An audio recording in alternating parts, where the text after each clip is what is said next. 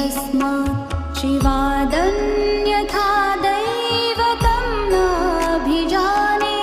शिवोऽहं शिवोऽहं शिवोऽहं शिवोऽहं शिवोऽहं शिवोऽहं शिवोऽहं शिवोऽहम्